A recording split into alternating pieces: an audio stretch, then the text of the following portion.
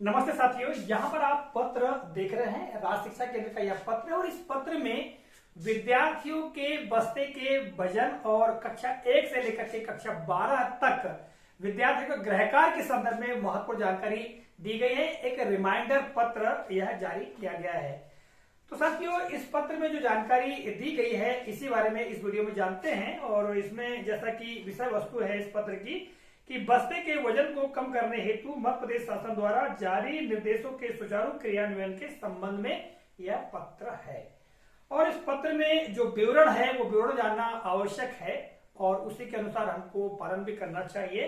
राष्ट्रीय शिक्षा नीति के क्रियान्वयन की दृष्टि से मानव संसाधन विकास मंत्रालय स्कूल शिक्षा एवं साक्षरता विभाग भारत सरकार के परिपत्र क्रमांक, यहाँ परिपत्र क्रमांक दिया गया है, दिनांक 24/11/2020 द्वारा जारी स्कूल बैग पॉलिसी 2020 के परिपालन में प्रदेश की समस्त शासकीय अशासकीय एवं अनुदान प्राप्त शालाओं में अध्ययनरत विद्यार्थियों के बस्ते के वजन कम करने के संबंध में दिशा निर्देश जारी किए गए थे, ऐसा कहा गया है। अब क्या दिशा निर्देश जारी किए गए थे इसके बारे में आगे और जानकारी दी गई है।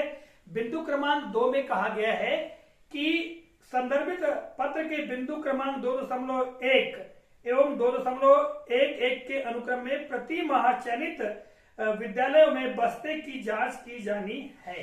अब देखिएगा, दूसरा पत्र भी आप यहाँ पर देख रहे हैं जो कि मध्य प्रदेश शासन स्कूल शिक्षा विभाग का है और यह 29 अगस्त 2022 का पत्र है। और इस पत्र में कक्षा 1 से लेकर के कक्षा 10 तक बस्ते के वजन की सीमा के बारे में जानकारी दी गई है। जैसा कि यहाँ पर बिंदु क्रमांक 2.1 से 2.11, तो जैसा कि आप पत्र में देख रहे हैं बिंदु क्रमांक 2.1 और यहाँ आगे चलेंगे 2.11 तक जो बिंदु पूरे दिए गए हैं, इन बिंदुओं के संदर्भ में ही इस पत्र में राज्य शिक्षा केंद्र के पत्र में जानकारी दी गई है। ठीक है, क्या कहा गया है कि प्रतिमाह चयनित विद्यालयों में बस्ते की जांच की जानी है, अर्थात जो भी विद्यालय चयन किए गए हैं उन विद्यालयों में बस्ते की जांच किया जाना है।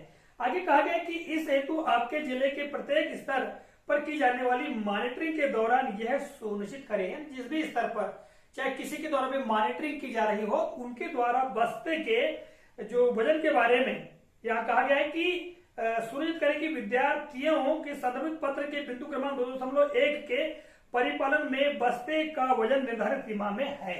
यानी जैसा कि मैंने आपको बताया पहले भी, पत्र में आप देख रहे हैं जो बस्ते के वजन की जो निर्धारित सीमा है, ठीक है, यह उसकी जांच की जाए, ऐसा यहाँ पर कहा गया है। और आगे कहा गया है कि कृपया प्रतिमाह सघन मॉनिटरिंग करते हुए समय निम्नांकित बिंदुओं का अवलोकन किया जाए। यानी इन बिंदुओं का अवलोकन करना है मॉनिटरिंग करते समय। कौन कौन से बिंदु हैं इसमें? बिंदु क्रमांक 2 के जो के लिए पहला बिंदु है 2.1 कि कक्षा 2 तक के विद्यार्थियों को कोई भी गृह कार्य नहीं दिया जाए, जबकि कक्षा 3 से 5 तक के विद्यार्थियों के लिए प्रति सप्ताह अधिकतम 2 घंटे का गृह कार्य। ठीक है, कक्षा 6 से 8 तक के छात्रों को प्रतिदिन अधिकतम 1 घंटे का गृह कार्य और कक्षा 9 से 12 तक के विद्यार्थियों को प्रतिदिन कम से कम 2 घंटे का गृह कार्य दिया जाता है, ऐसा कहा गया है। और साथियों, पत्र की हम बात करें, स्कूल शिक्षा विभाग का पत्र है। इस पत्र में गृह कार्य के संदर्भ में जानकारी दी गई है, जैसा कि आप देख रहे हैं पत्र में। उसी बात को इस पत्र में रिमाइंड किया गया है। बिंदु क्रमांक 2 है कि प्रत्येक स्कूल के नोटिस बोर्ड एवं कक्षा कक्ष में बस्ते के वजन का चार्ट प्रदर्शित है या नहीं, यह देखा जाए। बस्ते के वजन का जो चार्ट है, जैसा कि आप देख रहे हैं, ये चार्ट जो है वो लगा हुआ होना चाहिए, ऐसा कहा गया है। अगला बिंदु जो है 2.3 सप्ताह में एक दिन बैग विहीन दिवस के रूप में रखा गया है या नहीं, यह भी देखा जाए। यानी सप्ताह में एक दिवस बिना बस्ते का होना चाहिए, ऐसा यहाँ पर कहा गया है। और मॉनिटरिंग का प्रारूप दिया गया है। ठीक है, इसमें क्या है? माह का नाम, विद्यालयों की संख्या जिनका निरीक्षण किया गया, दूसरा है विद्यालयों की संख्या जिनमें मानक अनुरूप बस्ते का वजन पाया गया, विद्यालयों की संख्या जिनमें मानक अनुरूप बस्ते का वजन नहीं पाया गया, पर विद्यालयों की संख्या जिसमें मानक अनुरूप से बस्ते का वजन नहीं पाए जाने पर उनके विरुद्ध की गई कार्रवाई। तो ये दिया गया है प्रारूप। ठीक है, और आगे कहा गया है कि उपयुक्त बिंदुओं के आधार पर मॉनिटरिंग सुनिश्चित करें। अप्रैल से मार्च 2024 तक प्रत्येक माह बस्ते का वजन कम करने के संबंध में जारी दिशा निर्देशों का पालन प्रतिवेदन इस प्रारूप में अनिवार्यता राज्य शिक्षा केंद्र को प्रेषित किया जाए। ये जिला के लिए जानकारी दी गई है, किंतु प्रत्येक जब विद्यालय में मॉनिटरिंग होगी तो ये सारी चीजें देखी जाएगी।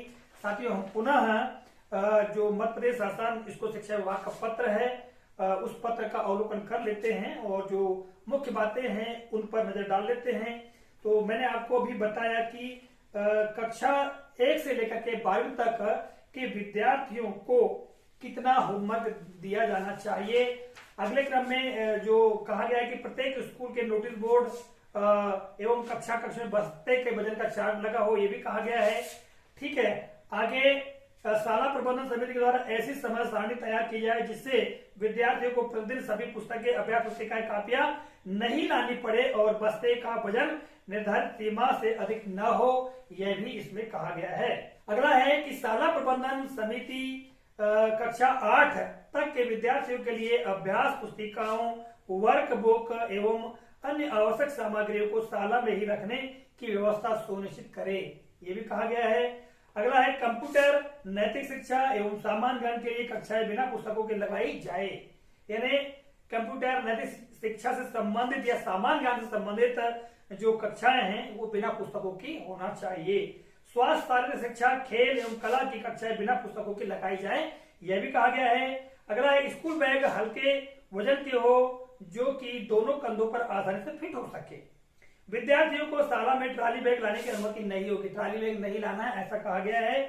बिंदु क्रमांक अगला जो है कि पालकों के साथ संवाद के लिए एक शिक्षक डिजिटल माध्यम का प्रयोग करें। समय समय पर स्कूल बैग के वजन की चर्चा मीडिया एवं शाला प्रबंधन समिति के साथ की जाए जिससे सभी हितग्राही बच्चे बस्ते के वजन के संबंध में जागरूक हो सके। आगे ये भी कहा गया है कि सप्ताह में एक दिन बैग विहीन होगा, इस दिवस व्यवसायिक कार्यान्वयन से संबंधित गतिविधियां कराई जाए। और जो 2.11 बिंदु है, अंतिम बिंदु है कि जिला शिक्षा अधिकारी अपने जिले में रैंडमली शालाओं का चयन कर प्रत्येक 3 माह में स्कूल बैग के वजन की जांच करेंगे और बस्ते का वजन निर्धारित सीमा में हो यह सुनिश्चित करेंगे। तो यह जानकारी दी गई है इस पत्र में। और जैसा कि आपको मैंने ये सारी जानकारी इस वीडियो के माध्यम से दी, तो साथियों आशा है जानकारी आप लोगों को उपयोगी लगी होगी और जो भी दिशा निर्देश आते हैं हम उनका पालन भी कर पाएंगे। तो मिलेंगे अगले कालखंड में, तब तक के लिए जय हिंद।